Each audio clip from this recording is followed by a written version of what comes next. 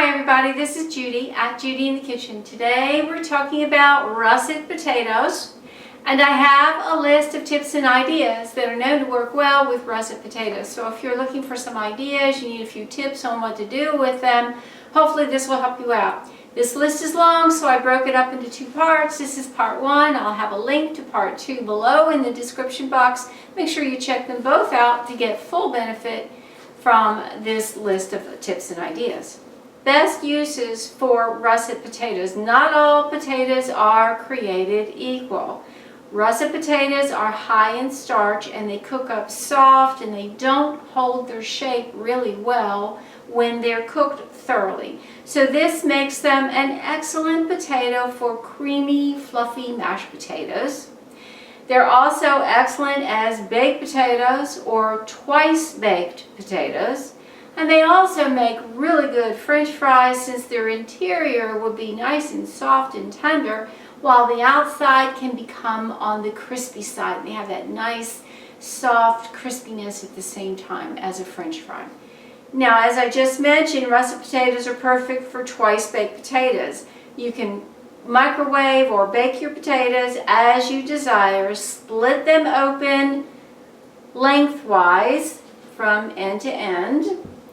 There, and then remove just a little bit of the flesh to give some room for some stuffing of whatever you choose. Fill the cavity with ingredients of your choice and then put them back in a 375 degree oven, that's 375 degrees Fahrenheit oven, for roughly 10 minutes or so until everything is heated through, and then enjoy your twice baked potato.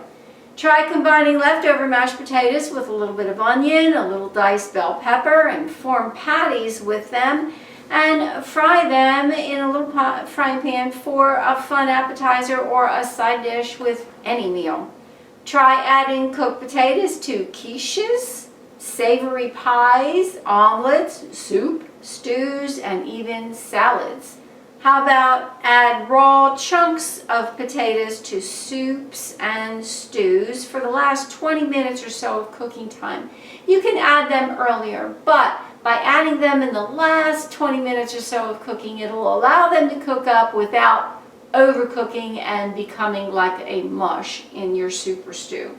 Russet potatoes are thick-skinned potatoes, and so they will hold up well when they're baked or fried, especially with the skin on there. And russet potatoes are a high starch potato, as I mentioned earlier, and this is indicated by the creamy white liquid on the knife when you cut into them.